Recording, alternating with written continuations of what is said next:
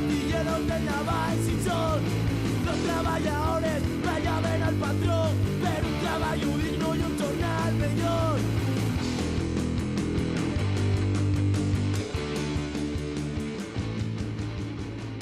El 35 ya es un símbolo en Asturias que va a tener más importancia cuando se celebre el juicio,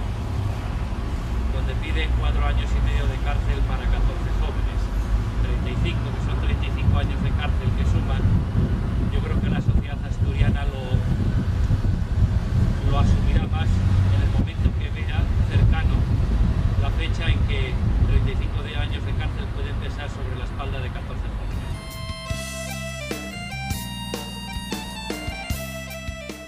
Yo creo que está claro, es decir, todo el proceso judicial que se ha iniciado desde el principio, donde a unos jóvenes les han imputado y a otros no, donde a los agresores, que son los fascistas, no les ha pasado absolutamente nada, y han sido contra los jóvenes que protestan contra esas personas que se vanaglorian de ser fascistas y de ser racistas. Está claro que el delegado del gobierno lo que pretende, en este caso Antonio Trevi, es que los jóvenes no se manifiesten en la calle, no sean antirracistas y no sean antifascistas.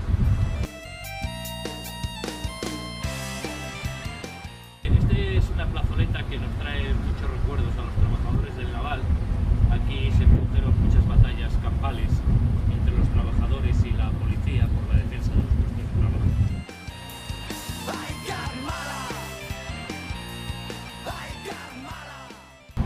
Nosotros como sindicato, yo creo que estamos bastante implicados y conocemos mucho qué es la represión, y los afiliados del sindicato el 18 de abril yo creo que van a participar, pero el 18 de abril nos va a señalar con más ahínco, digamos, nos va a señalar como sindicato que lucha contra la represión, y que la represión se ceba en aquellas personas que luchan, no en el que está pasivo.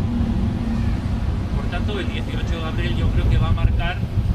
el inicio de una época de represión contra los jóvenes